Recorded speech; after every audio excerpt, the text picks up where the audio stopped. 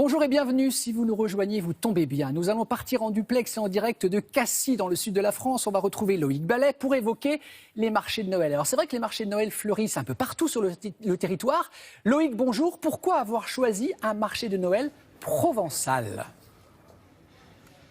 Parce que déjà, il y a plein de choses à vous raconter autour de la Provence. Mais ce qui est intéressant pour les marchés de Noël, c'est que, bon, vous en avez parlé dans le journal avec le marché de Strasbourg, on attend quand même 2 millions de visiteurs. Alors nous, on est un peu plus au sud, on est en Provence. Et ce qui est intéressant, c'est que les marchés de partout en France à Noël commencent à se soucier vraiment de ce qu'ils vont proposer sur place. C'est-à-dire que ici, vous ne trouverez pas de Made in China, vous trouverez des produits locaux, des produits sourcés, des produits locavores. Et ça, c'est important. Bienvenue à Cassis. C'est beau quand même, Damien, non? Regardez Cassis et son vieux port. On est dans les Bouches-du-Rhône. On est à 30 minutes de Marseille, 30 minutes de Toulon. Et ici, à Cassis, il y a un marché jusqu'au 8 décembre. Un marché qui va proposer des produits locaux. Et ça, c'est pour ça que nous sommes là.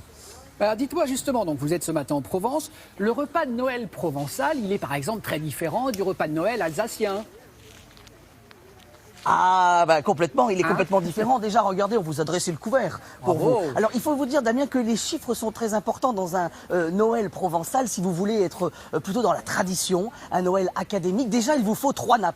Pourquoi 3 nappes? Regardez, il y en a 1, 2, 3. Normalement, elles doivent être toutes les 3 blanches. Là, on a un petit peu composé. On vous a pris une petite nappe rouge parce que c'est Noël et c'est un moment de fête.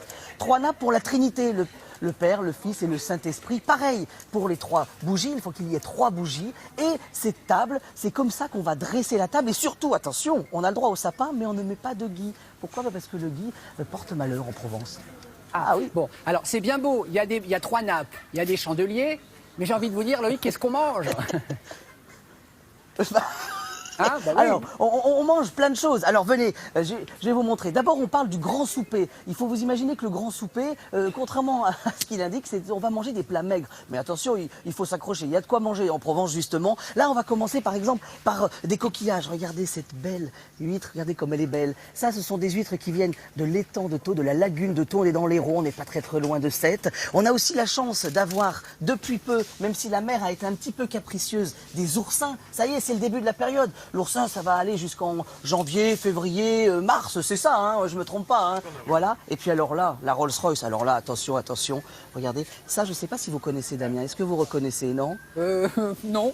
C'est de la poutargue. Ah. C'est de la poutargue. C'est de l'œuf de mulet qu'on va faire sécher, qu'on va mettre dans la cire et qui, justement, va être servi très finement. On va avoir un côté iodé en bouche qui est assez extraordinaire. C'est la poutargue. C'est une tradition qui, à la base, se faisait du côté de Martigues, vers l'étang de Berre. Alors, bien sûr, avec ceci, il va vous falloir un petit peu de pain quand même. 13 pains pour rappeler la scène avec les apôtres et le Christ. Et alors là, attention, la pompe à huile. Regardez comme elle est belle, cette pompe à huile. Fabrice, il y a quoi dans la pompe à huile? Donc, de la farine, de l'eau, de l'huile d'olive, du sucre, une fleur d'oranger. Ah, la fleur d'oranger, ça y est, on est en Provence. Et un petit peu de zeste de citron. Bon, et vous nous avez tout dit là dans les ingrédients? Après, un petit secret, hein. Ah oui, il y a le tour petit de main, secret, le petit secret, ça... Ça, vous l'aurez jamais. Voilà, Fabrice, il est restaurateur et il ferme son restaurant pour les fêtes voilà. et il ne fait que des pompes à huile. Que des pompes à huile pendant 2 mois. Pendant 2 mois. Décembre et janvier. Bon, alors je vous en garde une petite. Et puis alors, bien sûr, attention Damien, je suis sûr que vous allez me dire, mais il nous manque quelque chose. Mais il nous manque quelque chose, Loïc. Un petit Loïc. champignon qui ne vient qu'en hiver. Ah ben, Vous voyez de quoi je veux parler? serait-ce la truffe? Eh ben c'est la truffe, venez, je vous emmène. La truffe en plus elle commence vraiment maintenant, c'est-à-dire qu'au moment où tous les autres champignons vont s'arrêter, eh ben la truffe va apparaître. Alors c'est la première semaine, hein, Véronique, de la truffe. À peu près, là, ça Ouais. fait une semaine à peu près qu'on a. Regardez, reçu elle la est truffe. juste devant cette truffe, on va vous la montrer à l'image. La Juste- Cuber melanosporum, qui vient du plateau de Valençol. Ah, celle-ci vient du plateau de Valençol. Ouais. C'est le Deuxième meilleur endroit pour la producteur. truffe. Ben, c'est le deuxième producteur en France, c'est Ouais. énorme. Il y a à peu près 1800 hectares de chênes truffiers. Et donc nous, on préconise, évidemment, on est dans la région, de déguster celle-ci. Et alors là, moi, ce que je vous conseille, Alors là, c'est ce que je fais Véronique des camemberts C'est un petit truffés. camembert truffé, c'est-à-dire qu'on va laisser un petit peu la truffe se diffuser avec le gras du camembert, et on le sait que le gras est porteur de goût. Voilà, ça aussi, on va peut-être en goûter un après. Alors juste, vous allez me dire, mais il n'y a pas de sucré? Je suis sûr, J'allais vous Damien. dire oui, il manque un dessert quand même maintenant. Hein? Bah, Ah. Regardez, alors là, attention, là aussi, on n'en a pas un, on n'en a pas deux, on en a 13 desserts. Ouais. 13 desserts, c'est les 13 desserts provençaux. Et alors là, j'ai pris une liste. Alors, dans les 13 desserts provençaux, il y a des noix, des figues sèches, des amandes, des raisins secs, des dattes, pâte de coin, du raisin blanc, des oranges, des melons, du melon de Noël. Regardez comme il est beau ce melon. Il a été fait en fruits confits. Il faut vous imaginer que là, c'est des dizaines de bains dans le sucre pour justement arriver jusqu'au cœur et avoir cette couleur un peu translucide. Voilà, bref, les fruits confits, les amandes.